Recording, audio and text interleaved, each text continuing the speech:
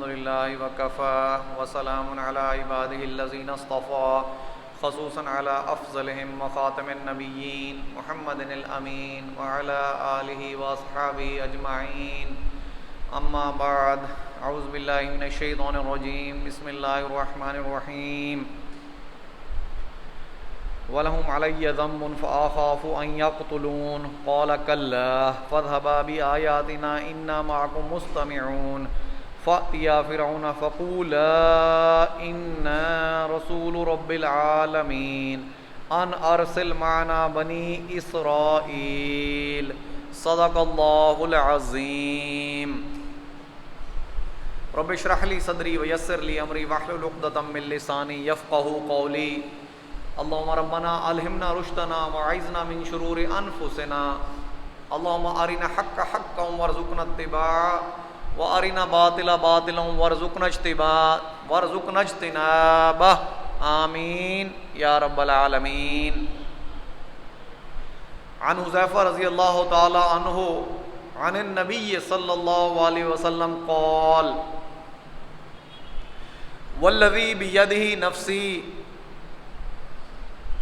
لَتَأْمُرُنَّ بِالْمَعْرُوفِ وَلَتَنْهَوُنَّ عَنِ الْمُنْكَرِ أَوْ لَيُؤْشِكَنَّ اللَّهُ أَنْ يَبْعَثَ عَلَيْهِمْ عِقَابًا مِّنْهُ ثُمَّ تَدْعُونَهُ فَلَا يُسْتَجَابُ لَكُمْ أَوْ كَمَا قَالَ رسول اللہ صلی اللہ علیہ وآلہ وسلم۔ میرے بھائیو بزرگوں دوستو، درس قرآن و درس حدیث کے ضمن میں ایک حدیث پاک بیان کی ہے اور سورۃ شعراء کی کچھ آیات تلاوت کی ہیں۔ اللہ تعالیٰ سے دعا ہے کہ مجھے اور آپ کو اسے سمجھنے اور سمجھانے کی توفیق عطا فرمائے۔ قرآن پاک کے بارے میں اللہ تعالیٰ نے بہت تعریف فرمائی ہے قرآن پاک کی۔ قرآن پاک کے اندر اللہ تعالیٰ فرماتے ہیں کلا انہا تذکرہ، ہرگز نہیں مگر یہ صرف نصیحت ہے۔ کلا انہا تذکرہ، یہ قرآن کے بارے اللہ تعالیٰ فرما رہے ہیں کلا انہا تذکرہ، ہرگز نہیں مگر یہ نصیحت ہے۔ اور آج ہم قرآن کو کس لیے استعمال کرتے ہیں؟ مردے کو دفنانے وقت یا دفنانے کے بعد ہم قرآن سناتے ہیں اسے۔ مردے کو جب اس کا اعمال نامہ بند ہو چکا تو ہم اسے قرآن سناتے ہیں یا اس کے لیے ختم قرآن کرتے ہیں بیٹھ کے، جب کہ اس کا اعمال نامہ بند ہو چکا۔ مردے کو قرآن نہیں سنانا جو کہ اس کے محکمات، متشابہات، اوامر نہیں، وہ نہیں سمجھ سکتا، اس کا سسٹم کلوز ہو گیا۔ قرآن سنانا ہے زندوں کو جو سمجھ سکیں اس کے اوامر کیا ہیں، قرآن نے کس چیز کا حکم دیا، کس چیز سے روکا، قرآن کے احکامات کیسے ہیں، قرآن میں آیات متشابہات کیسی ہیں، قرآن میں جو پچھلی قوموں کی امثال بیان کی ہوئی ہیں ان سے کیا سبق اخذ کرنا ہے۔ یہ کون کرے گا؟ وہ کریں گے جو زندہ ہیں، اور ہم قرآن استعمال کرتے ہیں مردوں کے لیے، یا قرآن کو استعمال کیا جاتا ہے گواہی دینے کے لیے، یا قرآن کو استعمال کیا جاتا ہے اچھے سے جزدانوں میں بند کر کے اپنے گھر میں اوپر صبح اٹھ کے قرآن کو اٹھا کر آنکھوں سے لگاتے ہیں اور دوبارہ رکھ دیتے ہیں۔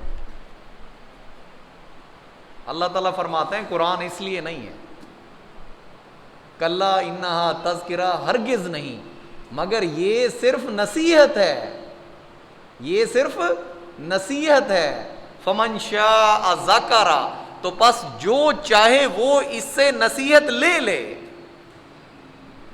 جو چاہے وہ اس سے نصیحت لے لے۔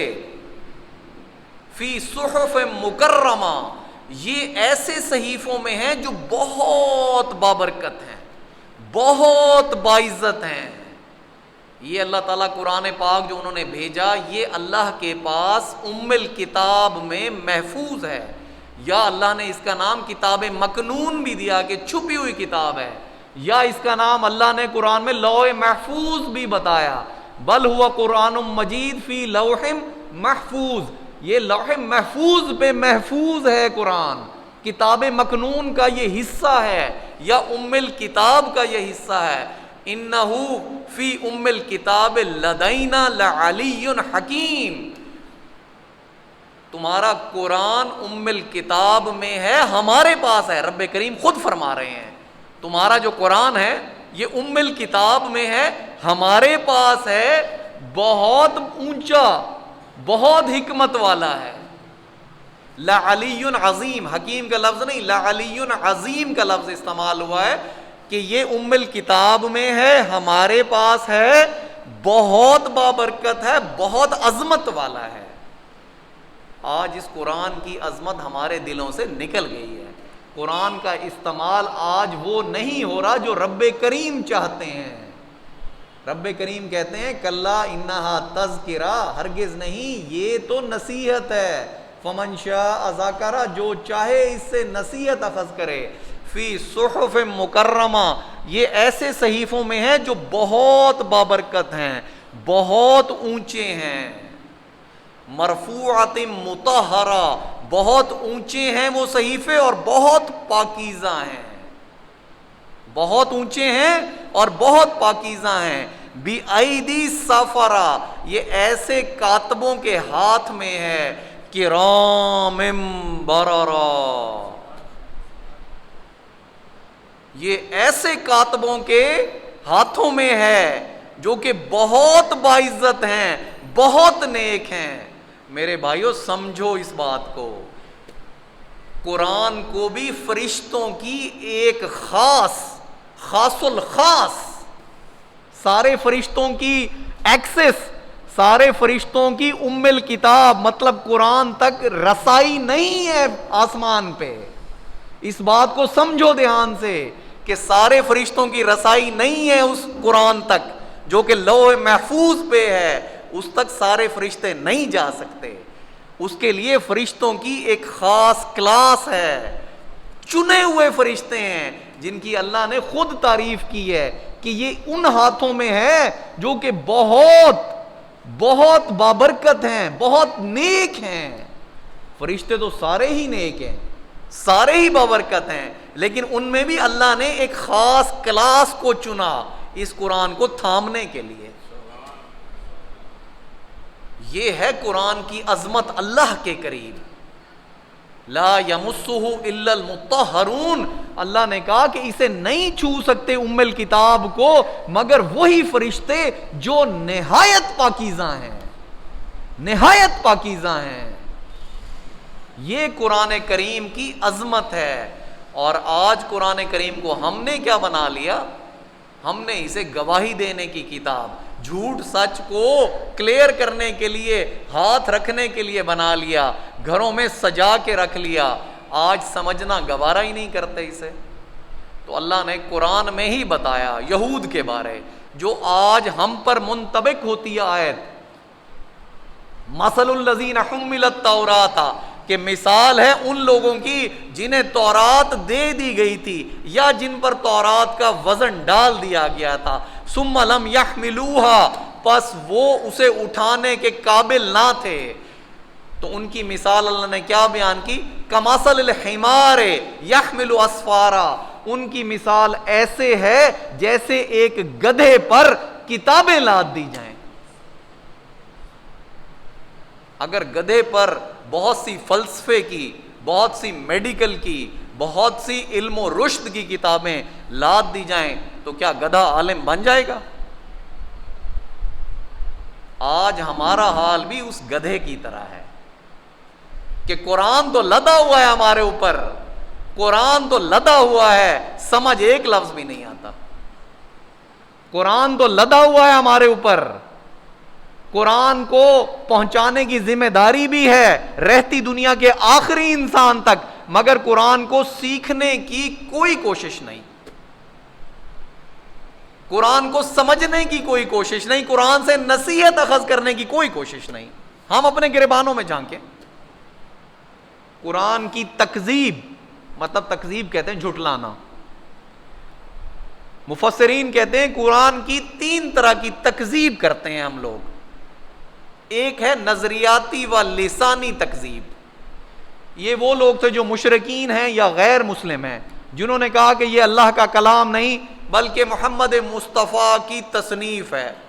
وہ لوگ ہیں جو نظریاتی یا لسانی طور پر قرآن کا انکار کرتے ہیں. ایک قرآن کی عملی تکذیب ہے. سوچو عملی تکذیب کیا ہے, کہ قرآن ہمیں دیا گیا, قرآن میں تمام احکامات موجود ہیں, اوامر بھی ہیں, نہی بھی ہیں, امر بالمعروف بھی کرنا ہے, نہی عن المنکر بھی کرنا ہے, محکمات ہیں, وراثت کے قوانین ہیں, پردے کے قوانین ہیں, جھوٹ نہ بولنے کی نصیحت ہے, غیبت نہ کرنے کی نصیحت ہے, فرائض ہیں, تمام واجبات ادا کر, تمام کا تمام پوری زندگی گزارنے کا مینول ہے.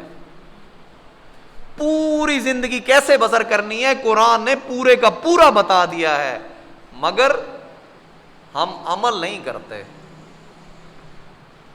تو یہ کیا ہوئی؟ تکذیب عملی ہوئی, کہ ہم قرآن کو جھٹلا رہے ہیں اپنے عمل سے. اگر ہمارا قرآن پر یقین ہوتا تو قرآن پر عمل کرتے. ہم نے تو سمجھا ہی نہیں. جب سمجھا نہیں تو عمل کیسے کریں گے؟ جب سمجھا نہیں, سیکھا نہیں تو عمل کیسے کریں گے؟ تو یہ اسے کہتے ہیں تکذیب عملی, کہ ہم نے عملی طور پر قرآن کو جھٹلا دیا. ایک قرآن کی تکذیب حالی ہے, کہ آپ کا حال بتاتا ہے کہ آپ کا قرآن سے کوئی لگاؤ نہیں. وہ کیا ہے؟ آپ فرض کر لیجئے بیٹے کو ڈاکٹر یا انجینئر بناتے ہیں, تو کب سے شروع ہوتی ہے محنت؟ 5 سال کے بچے سے لے کر 40 سال کے بوڑھے تک.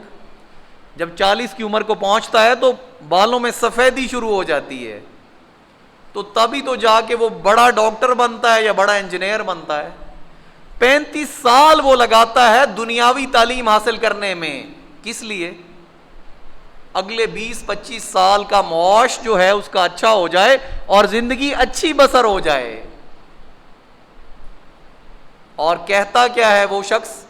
میں شامل ہوں اس میں, بشمول میرے. کہتا کیا ہے کہ اتنی مشکل انگلش کی کتابیں تو سمجھ لیں, فلسفے کی کتابیں بھی سمجھ لیں, میڈیکل کی فزکس, کیمسٹری, بایولوجی سمجھ لی, لیکن آج نہیں سمجھ آتی تو عربی زبان سمجھ نہیں آتی. آج نہیں سمجھ آتی تو عربی زبان سمجھ نہیں آتی, نہیں سمجھ آتی تو عربی گرامر سمجھ نہیں آتی, نہیں سمجھ آتا تو رب کا قرآن سمجھ نہیں آتا. تو اسے کہتے ہیں تکذیب حالی, کہ ہم نے اپنے حال سے قرآن کو جھٹلا دیا. تو اس کا بہت برا انجام دیکھنا پڑے گا پھر.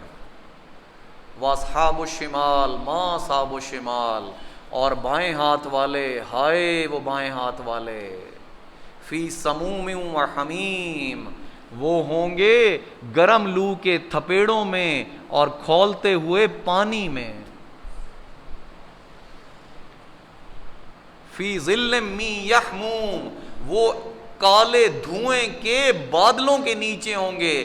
لا بارد ولا کریم, نہ اس میں ٹھنڈ ہوگی نہ آرام ہوگا. اور اللہ تعالیٰ فرماتے کیوں ہیں؟ انہم کانوا قبل ذلک مترفین, کیوں؟ وہ اس لیے اس عذاب میں مبتلا ہوں گے کہ وہ دنیا کی زندگی میں آسائش و آرام میں مبتلا تھے. انہوں نے کبھی قرآن کو سیکھنے اور سمجھنے کی کوشش ہی نہیں کی. وہ اپنی 30-40 سال کی معاش کے پیچھے دوڑتے رہے اور ابداً ابدا ٹریلینز ایئر کی زندگی کو انہوں نے پسے پشت ڈال دیا. تو پھر ان کا ٹھکانہ وہ آگ ہے. تو میرے بھائیوں, قرآن کی عظمت پر پھر ایک اور بات سن لیں, کہ قرآن کو تنزیل من رب العالمین, اس کا نازل کیے جانا ہے اس رب سے جو عالمین کا رب ہے. نازل کرنے والے, لے کر آنے والے کون ہیں؟ جبریل امین. والنجم اذا ہوا, قسم ہے اس ستارے کی جب وہ ڈوب جاتا ہے. اللہ تعالیٰ ایک اور صورت میں، صورت واقعہ میں بھی، بلکہ اللہ تعالیٰ کہتے ہیں بے مواقع نجوم، کہ ستاروں کی ڈوبنے کی جو جگہ ہے تم اس کا تصور بھی نہیں کر سکتے. آج جدید سائنس نے بلیک ہولز کا تصور دیا ہے کہ کچھ ایسے اندھے غار موجود ہیں جہاں سورج سے کروڑ گنا بڑے ستارے اور ان کی کہکشائیں جب اس کے قریب سے گزرتی ہیں تو معدوم اور غائب ہو جاتی ہیں. اللہ نے اس کی قسم 1400 سال پہلے کھائی.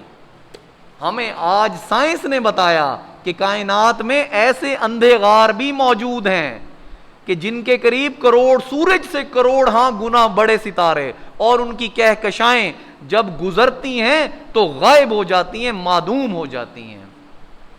تو اللہ قسم کھا رہے ہیں 1400 سال پہلے، وَالنَّجْمِ إِذَا هَوَىٰ مَا ضَلَّ صَاحِبُكُمْ وَمَا غَوَىٰ، کہ تمہارے جو صاحب ہیں، اشارہ محمد مصطفیٰ احمد مجتبیٰ کی طرف ہے کہ یہ بھٹکے ہوئے نہیں ہیں، نہ ہی بہکے ہوئے ہیں. وَمَا يَنطِقُ عَنِ الْهَوَىٰ، یہ اپنے خواہش نفس سے کچھ نہیں بولتے. ان ہوا الا وحی یوحا، مگر یہ وہی بیان کرتے ہیں جو انہیں وحی کیا جاتا ہے. تو میرے بھائیو، یہ تھی قرآن کی عظمت. جب تک قرآن کی عظمت ہمارے دلوں میں نہیں بیٹھے گی تب تک قرآن سیکھنے کا دل بھی نہیں کرے گا. پہلے قرآن کی عظمت کو دلوں میں بٹھانا پڑے گا، پھر قرآن سیکھنے کے لیے کشا کشاں چلے آئیں گے ہم. پھر جمعے کے خطبات بھی سنیں گے، پھر ایسی جگہ بھی تلاش کریں گے جہاں قرآن سیکھا جاتا ہے، سکھایا جاتا ہے. پھر عربی کی کتابیں بھی اٹھائیں گے، عربی گرامر بھی پڑھیں گے، گردانے بھی یاد کریں گے کہ یہ تو آباداً آبادا کی زندگی کے لیے ہمارے، جو کبھی نہ ختم ہونے والی زندگی ہے. پھر ہمارے تمام کام آسان ہو جائیں گے. بات لمبی ہو گئی ہے آج. قرآن کی عظمت پر اپنی حدیث پاک کی طرف آتے ہیں کہ حضرت حذیفہ رضی اللہ تعالی عنہ نے ارشاد کیا کہ حضور محمد مصطفیٰ احمد مجتبیٰ نے فرمایا، والذی بیدہ نفسی، قسم ہے اس ذات کی جس کے قبضہ قدرت میں میری جان ہے. قسم بہت بڑی قسم ہے. قسم کھانے والے محمد الرسول اللہ ہیں. قسم کس چیز کی کھا رہے ہیں؟ اپنی جان کی، کہ قسم ہے، اور قسم اس ہستی کی جس کے قبضہ قدرت میں میری جان ہے. لَتَأْمُرُنَّ بِالْمَعْرُوفِ، کہ تمہیں ضرور کرنا پڑے گا، مطلب تمہیں نیکی کا حکم ضرور ضرور دینا پڑے گا. میں نے آپ کو بتایا تھا کہ جہاں لام تاکید آ جائے اور نون ثقیلہ آ جائے، لَتَأْمُرُنَّ، تو وہاں عربی میں شدید تاکید کا عنصر شامل ہو جاتا ہے کہ تمہیں ضرور ضرور نیکی کا حکم دینا پڑے گا. وَلَتَنْهَوُنَّ عَنِ الْمُنْكَرِ، اور تمہیں ضرور منکر سے، برائی سے روکنا پڑے گا. اور اگر یہ نہیں کرو گے، أَوْ لَيُؤْشِكَنَّ اللَّهُ أَن يَبْعَثَ عَلَيْهِمْ عِقَابًا مِّنْهُ، اگر یہ نہیں کرو گے تو رب کریم تمہارے اوپر اپنی طرف سے ایسا عذاب نازل کرے گا. اگر نیکی کا حکم نہیں دو گے اور بدی سے نہیں روکو گے تو رب کریم اپنی طرف سے ایسا عذاب بھیجے گا. جب عذاب آ جائے گا، ثم تدعونہ، پھر تم اس رب کو دعائیں کر کر کے پکارو گے، فلا یستجاب لکم، پھر وہ تمہاری کوئی دعا قبول نہیں کرے گا. میرے بھائیوں، حدیث بہت کلیئر ہے، اس کے بارے تفصیل اور وضاحت دینے کی ضرورت ہی نہیں. یہ محمد مصطفیٰ نے ہمارے بارے بیان کی تھی، کیونکہ اس دور میں تو صحابہ کرام بتمام و کمال اسلام پر قائم تھے. جزیرہ عرب میں اسلام پورے کا پورا پھیل گیا تھا، بلکہ ایران، کیسر و کسرا، تمام سلطنتوں تک اسلام پھیل چکا تھا. تو پھر یہ حدیث پاک کس کے بارے بیان کی گئی؟ یہ ہمارے لیے بیان کی گئی کہ ایک وقت ایسا آئے گا کہ جب تمہیں لازماً نیکی کا حکم دینا پڑے گا اور لازماً برائی سے روکنا پڑے گا. اگر یہ نہیں کرو گے تو رب کریم اپنی طرف سے ایسا عذاب نازل کریں گے کہ جب تم اس سے پھر پکارو گے، گڑ گڑا کر، گریہ زاری کر کے پکارو گے، تو تمہاری پکار کو قبول نہیں کیا جائے گا. آج سنبھلنے کا وقت ہے. ایک بہت اچھی مثال، ایک حکایت وہ بنی ہوئی ہے کہ قبر میں دفنانے، بہت سارے لوگ اپنے مردے کو دفنایا تو وہاں ایک بزرگ نے دفنانے کے بعد اس کے بیٹوں سے اور اس کے رشتہ داروں سے پوچھا کہ اگر تمہارا فلاں فلاں جو بھی تمہارا رشتہ دار ہے یہ ابھی زندہ ہو کر باہر نکل آئے تو بتاؤ کیا عمل کرے گا؟ سارے یہ سوال سن کر گم سم ہو گئے. کہا وہ اگر زندہ ہو کر ابھی باہر نکل آئے تو سب سے پہلے وہ اپنے تمام جو گناہ کرتا تھا وہ چھوڑ دے گا اور وہ تمام نیکیاں جو اس نے نہیں کی وہ کرے گا. اللہ پہ اس طرح ایمان رکھے گا جس طرح ایمان رکھنے کا حق ہے. فرمایا کہ وہ تو جا چکا، تم تو زندہ ہو، تمہارے پاس تو وقت ہے آج، تو تم آج اسی طرح کر لو جیسے تم اس کے بارے بیان کر رہے ہو. تو تمہارے پاس تو وقت ہے میرے بھائیو، آج وقت ہے، اسے قیمتی جانو اور اللہ کو راضی کر لو تاکہ وہ آباداً آبادا کی زندگی پھر ایک حسین ماحول میں کٹے تمہاری. اپنے درس کی ایک آیت کی تلاوت کریں گے چونکہ وقت ختم ہوا چاہتا ہے. ہم واقعہ پڑھ رہے تھے حضرت موسیٰ اور فرعون کا کہ حضرت موسیٰ پہ اللہ نے وحی کی کہ جاؤ فرعون کی طرف، اور وہ کیوں ڈرتا نہیں، وہ اللہ کا تقوی کیوں نہیں اختیار کرتا. اب یہ حضرت موسیٰ اور رب کے درمیان مکالمہ ہو رہا ہے سورۃ شعراء میں. تو یہ مکالمہ ہمارا درس قرآن میں چل رہا تھا. اب جو آج کی آیت ہے وہ حضرت موسیٰ اپنے رب سے فرما رہے ہیں وَلَهُمْ عَلَيَّ ذَنْبٌ، اور ہے میرے ذمے ایک گناہ، ایک خطا ان کی، ایک خطا میرے ذمے ہے ان کی. فَأَخَافُ أَن يَقْتُلُونَ، تو پس مجھے ڈر ہے کہ کہیں مجھے قتل نہ کر دیا جائے. کیونکہ اللہ تعالیٰ حکم دے رہے ہیں کہ جاؤ اس کی طرف اور اسے کہو کہ بنی اسرائیل کو تمہارے ساتھ بھیج دے اور اللہ کا تقوی اختیار کرے. اور حضرت موسیٰ خوف کھا رہے ہیں، کیوں؟ اور کہہ رہے ہیں کہ وَلَهُمْ عَلَيَّ، کہ میرے ذمے ہے ایک گناہ، ایک خطا ان کی، تو مجھے ڈر ہے کہ کہیں مجھے قتل نہ کر دیا جائے. یہ خطا کیا تھی اس کے بارے میں بیان کر دیتا ہوں کہ حضرت موسیٰ جب ابھی فرعون کے محل میں رہتے تھے اور ابھی نبوت سے سرفراز نہیں ہوئے تھے تو صبح صبح نکلتے ہیں تو دو اشخاص کو لڑتے ہوئے دیکھتے ہیں. ان میں سے ایک قبطی ہے، مطلب فرعون کی قوم سے ہے، اور ایک اسرائیلی ہے، مطلب حضرت موسیٰ کی قوم سے ہے. تو آپ نے دیکھا کہ جو قبطی ہے وہ اسرائیلی پر بھاری پڑ رہا ہے، تو آپ نے چھڑانے کی غرض سے ایک مکہ رسید کیا اس قبطی کو. اب اللہ کا نبی ہے تو طاقت کیسی ہوگی؟